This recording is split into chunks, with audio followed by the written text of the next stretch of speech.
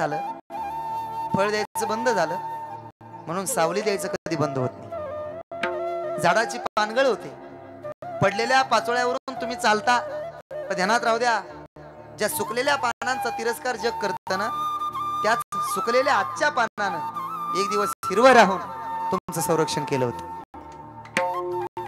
म्हातारी माणसं घराचं कुलूप असतात, घराचं अस्तित्व असतात, घराची शान असतात.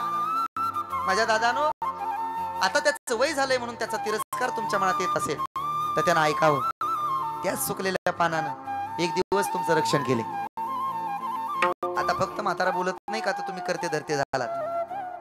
आणि म्हणून जोपर्यंत बाप जिवंत आहे तोपर्यंत त्याची सेवा केलीच पाहिजे.